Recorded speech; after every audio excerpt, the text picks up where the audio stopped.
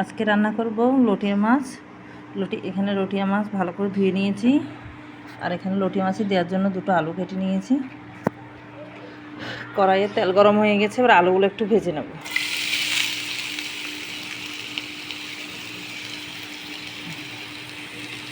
এখানে সামান্য একটু হলুদ দিয়ে দেব,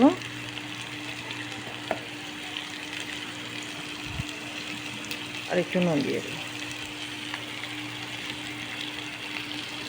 দিয়ে ভালো করে এটা একটু লাল লাল করে ভাজি করে নেব।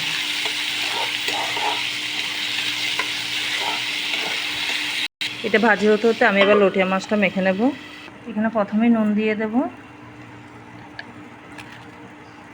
তারপর দেবো একটু টমেটো কুচি, তারপর দেবো আদা বাটা, এখানে দেবো হলুদ গুঁড়ো, জিরের গুঁড়ো, ধনিয়ার গুঁড়ো, আর সামান্য লঙ্কার গুঁড়ো। এগুলো দিয়ে এবার ভালো করে মেখে নেব। এটা আমার ভালো করে মাখা হয়ে গেছে, এবার 5 মিনিটের মতো রেখে দেব। আলুটা আমার হালকা লাল লাল করে ভাজা হয়ে গেছে, এবার কেটে রাখা পেঁয়াজ দিয়ে দেবো। পেঁয়াজটাও আলুর সাথে ভালো করে ভেজে নেব।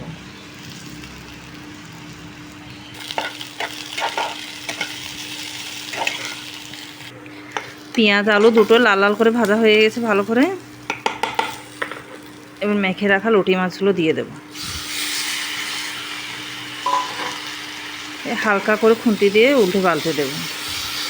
বেশি লাড়া যাবে না, লাড়া গেলে কিন্তু মাছ ভেঙে যাবে।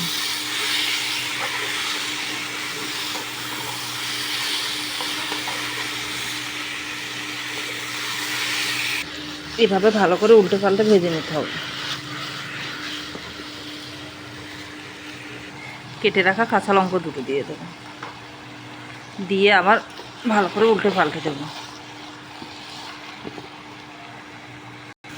মশলা ভালো করে কষানো হয়ে গেছে, এবার সামান্য একটু জল দিয়ে দেব।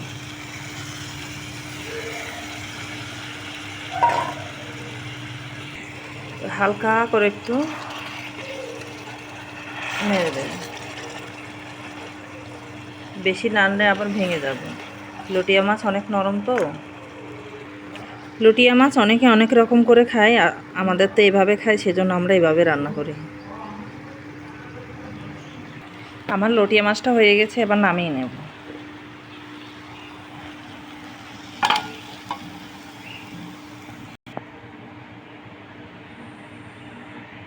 লটিয়া মাছ তো হয়ে গেছে, এখন ভেটকি মাছের কাটা চচ্চড়ি করব। এখানে লেজ মাথা এগুলো আছে, এগুলো দিয়ে আলু দিয়ে চচ্চড়ি বানাবো। এখানে কড়াই গরম হয়ে গেছে, কড়াইয়ে সর্ষের তেল দিয়ে দেব। তেল ভালো করে গরম হয়ে গেছে, এবার কেটে রাখা পেঁয়াজ দিয়ে দেব।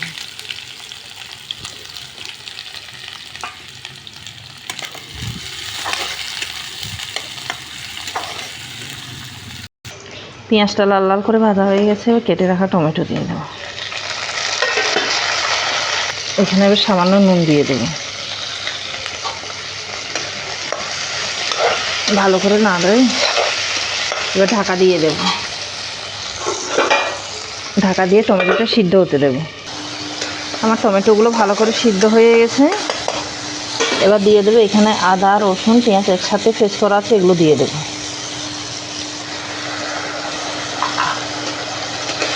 দিয়ে এগুলো ভালো করে কষিয়ে নেব।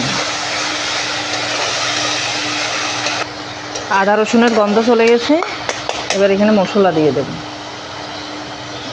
এখানে হলুদ গুঁড়ো, জিরের গুঁড়ো, ধনিয়ার গুঁড়ো আর লঙ্কার গুঁড়ো, এগুলো দিয়ে ভালো করে মশলাটা কষিয়ে নেব।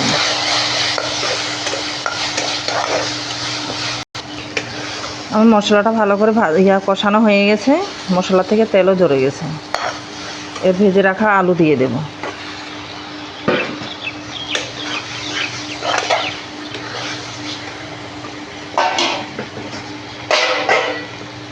এবার ভেটকি মাছের কাঁটাগুলো দিয়ে দেব। মশলার সাথে সবগুলো ভালো করে কষিয়ে নেব।